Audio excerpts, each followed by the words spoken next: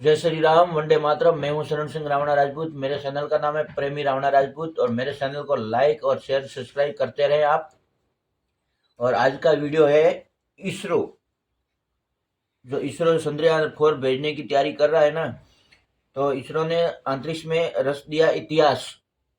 तो इसके बारे में है, आपको मैंने 3 पार्ट तो बता दिए, अभी 4था पार्ट आपके लिए लेके आया हूँ।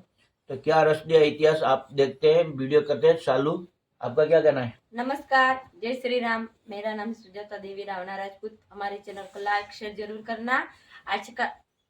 आज का वीडियो है इसरो ने रचा दिया इतिहास, एक नया इतिहास। इसके बारे में आज का वीडियो है। बढ़ते हैं वीडियो में जाएंगे तब मालूम पड़ेगा वीडियो के बारे में क्या है क्या नहीं रहा। पूरा वीडियो देखते रहे।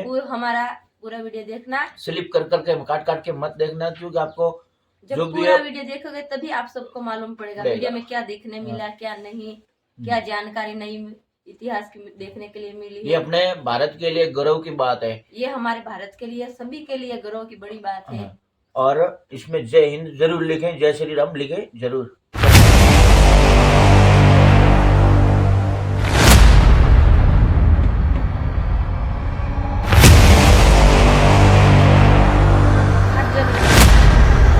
आठ जनवरी की रात नहीं सोए इसरो के वैज्ञानिक और 9 जनवरी की सुबह रच डाला इतिहास। भारत को मिली स्पेसएक्स मिशन में बड़ी कामयाबी।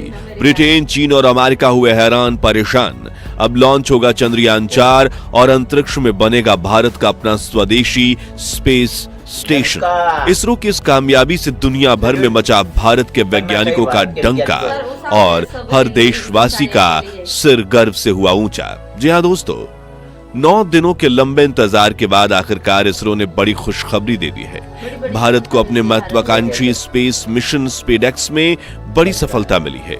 दुनिया भर में भारतीय वैज्ञानिकों के नाम का डंका बज रहा है और इसरो अब चीन, अमेरिका और रसिया के बाद दुनिया का चौथा सबसे बड़ा स्पेस एजेंसी बनने का तमगा ले चुका है, जिसने अंतरिक्ष में गोली से 10 गुना तेज रफ्तार से उड़ रहे 2 स्पेसक्राफ्ट को एक साथ जोड़कर डॉकिंग मिशन को अंजाम दिया। लेकिन क्या आप जानते हैं कि डॉकिंग से 2 दिन पहले यह मिशन फेल होते होते बचा था, क्योंकि डॉकिंग प्रोसेस में बड़ी दिक्कत आ रही थी। तो फिर कैसे इसरो के वैज्ञानिकों ने इस मुसीबत का हल निकाला? कैसे हुई टारगेट और चेजर स्पेसक्राफ्ट की डॉकिंग और कैसे इस मिशन की कामयाबी ने इसरो के भविष्य को सुनहरे अक्षरों से लिख दिया?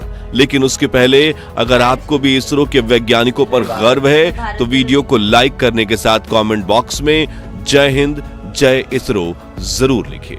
दोस्तों, इसरो के इस महत्वाकांक्षी मिशन की शुरुआत होती है 30 दिसंबर रात के 10 बजे, जब बाहुबली रॉकेट PSLV C-16 अपने साथ 24 पेलोड लेकर श्रीहरिकोटा के सतीश धवन स्पेस सेंटर से उड़ान भरता है, जिसमें सबसे अहम पेलोड थे 220 किलो के 2 स्पेसक्राफ्ट्स, जिनका नाम है टारगेट और चेजर।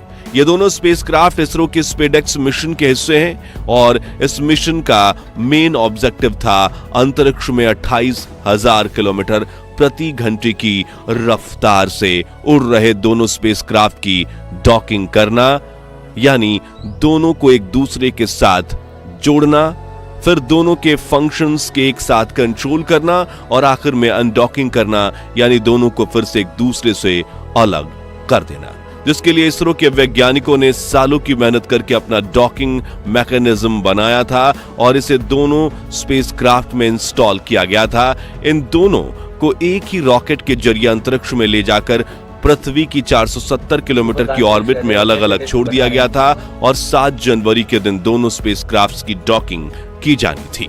अगले 7 दिनों तक हर देशवासी की नजर टारगेट और चेजर स्पेसक्राफ्ट पर थी, पर ये दोनों ही पृथ्वी की 470 किलोमीटर की कक्षा में एक दूसरे के करीब 20 किलोमीटर की दूरी पर उड़ रहे थे। दोनों की रफ्तार करीब 7.8 किलोमीटर प्रति सेकंड, यानी कि 28 से 30 हजार किलोमीटर प्रति घंटे की थी। इनमें टारगेट आगे उड़ रहा था और चेजर उसका पीछा कर रहा था। धीरे धीरे इसरो के वैज्ञानिकों ने चेजर की रफ्तार बढ़ाई और दोनों के बीच की दूरी पहले 18 किलोमीटर, फिर 15 किलोमीटर, फिर 5, 10, 2-1 किलोमीटर तक कम हो गई और 7 जनवरी के दिन हम सभी स्पेसएक्स की डॉकिंग का इंतजार कर रहे थे। लेकिन तभी इसरो की तरफ से एक अपडेट मिला। वैज्ञानिकों ने हमें बताया कि हमने 7 जनवरी की डॉकिंग को पोस्टपोन करके 9 जनवरी कर दिया है, क्योंकि दोनों स्पेसक्राफ्ट की डॉकिंग के बीच एक सिनेरियो बना है जिसे हम ग्राउंड टीम के साथ मिलकर सिमुलेशन पर वैलिडेट करने की जरूरत है, जिसके बाद ही हम इस क्रूशियल प्रोसेस को आगे बढ़ाएंगे। तब तक के लिए ये दोनों स्पेसक्राफ्ट खुद से निश्चित दूरी पर पृथ्वी के चक्कर काट रहे हैं। इस अपडेट ने भारतीयों के दिलों की धड़कन बढ़ा दी। हम सभी ऊपर वाले से यही दुआ कर रहे थे कि इसरो को इस मिशन में सफलता मिले और पूरी दुनिया को 9 जनवरी का इंतजार था। इसी बीच वैज्ञानिकों ने 8 जनवरी को अपडेट देते हुए कहा कि हम 9 जनवरी की सुबह लाइव डॉकिंग करने वाले हैं और यहीं से हमें संकेत मिल चुका था कि इसरो ने स्पेसएक्स की डॉकिंग मैकेनिज्म की प्रॉब्लम सॉल्व कर दी है और हम सभी बड़ी खुशखबरी का इंतजार कर रहे थे। और अब आपको बता दें कि इसरो ने स्पेसएक्स के टारगेट और चेजर दोनों स्पेसक्राफ्ट की डॉकिंग कर ली है और इस मिशन में बड़ी सफलता हासिल करके एक नया कीर्तिमान रच दिया है। जहां आज तक दुनिया भर के कई देश दर्जनों बार डॉकिंग का प्रयास करके भी फेल हुए हैं, जबकि डॉकिंग में एक्सपर्ट कहे जाने वाले अमेरिका, रूस और चीन की डॉकिंग भी कई बार फेल होती दिखी है। वहीं इसरो के वैज्ञानिकों ने पहली ही कोशिश में बड़ी सफलता हासिल कर ली है, जो हर भारतीयों के लिए गर्व की बात है, क्योंकि जहां बाकी देशों ने इस क्षेत्र में महारत हासिल करने के लिए हजारों करोड़ों रुपए खर्च किए थे, वहीं इसरो ने स्पेसएक्स को सिर्फ 125 करोड़ रुपए में तैयार कर लिया।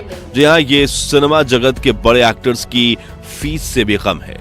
वहीं से लॉन्च करने में 250 करोड़ का खर्च हुआ, जिसमें PSLV C-60 अपने साथ 24 अलग पेलोड लेकर भी गया था ताकि पैसा वसूल हो जाए। चलिए अब हम आपको ये बता देते हैं कि स्पेसएक्स ने डॉकिंग कैसे की। तो 8 जनवरी की रात इसरो के कमांड सेंटर में सभी वैज्ञानिक मौजूद थे। एक तरफ सिमुलेशन पर डॉकिंग की टेस्टिंग की जा रही थी, तो दूसरी तरफ टारगेट और चेजर को मॉनिटर।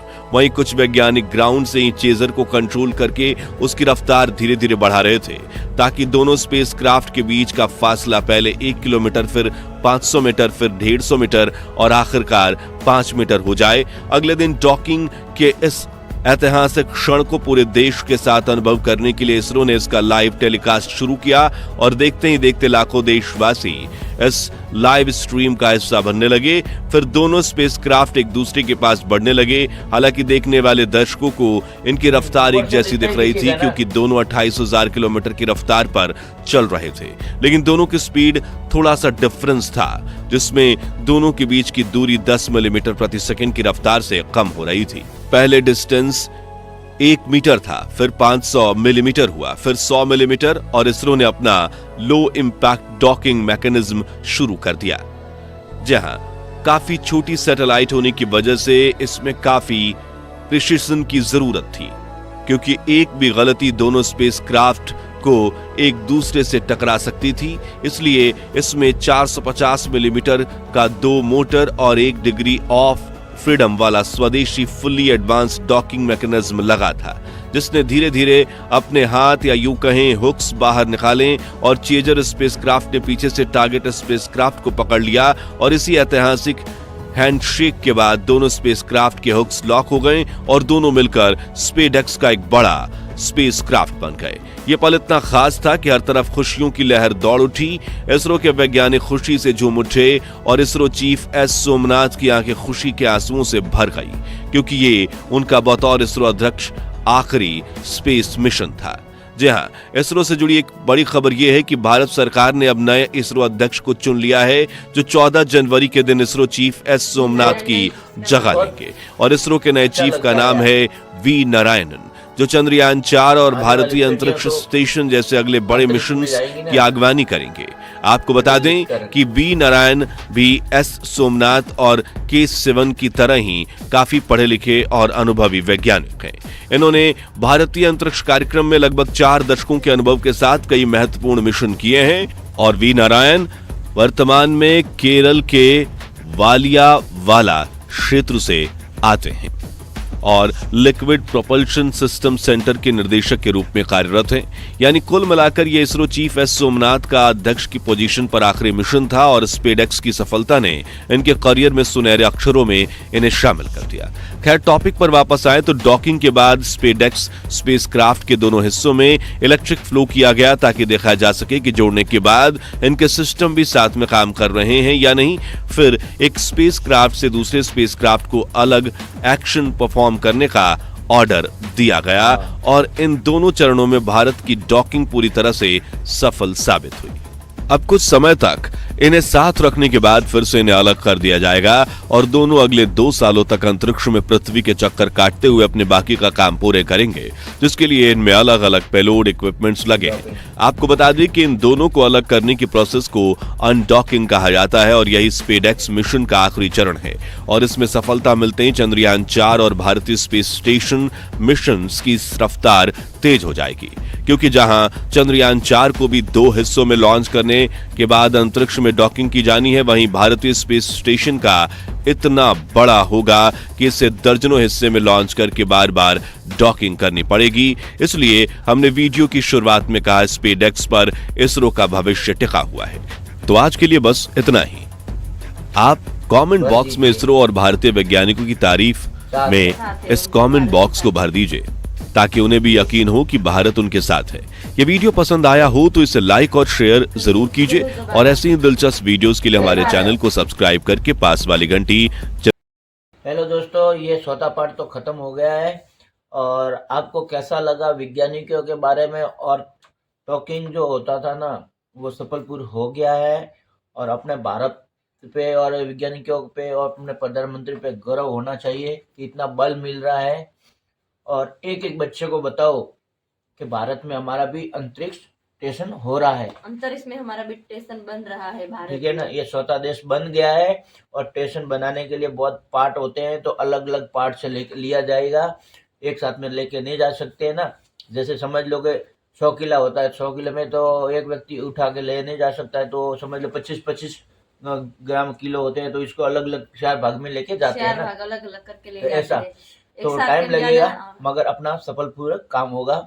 और मोदी है तो मुमकिन है, और एक वैज्ञानिक है, वही वैज्ञानिक थे तो पहले थे, वो अभी भी वही वैज्ञानिक है, ठीक है। मगर पहले मनोबल नहीं मिल रहा था, ठीक है, सपोर्ट नहीं मिल रहा था सरकार तरफ से, तो अच्छा सपोर्ट मिल रहा है। हाँ, सपोर्ट मिल रहा है। और कमेंट में इतना भरमार डाल दो, इतना भरमार डाल दो, जय हिंद, जय विज्ञान, जो भी हो, अपने जय भी इसरो, जय इसरो लिखो, जो भी मन में आए इतना लिखो, क्योंकि ये कम बात नहीं अपने भारत के लिए, ठीक है ना। आशा करता हूँ आप भारत के लिए गर्व की बात है। और हमारा वीडियो कैसा लगा है आप कमेंट बॉक्स में जरूर बोला। अगले वीडियो में ऐसे वीडियो लाते रहेंगे, अगले वीडियो में मिलते हैं, तब तक ले रही है जय हिंद, जय भारत। कमेंट फुल भर दें, जय हिंद, जय भारत।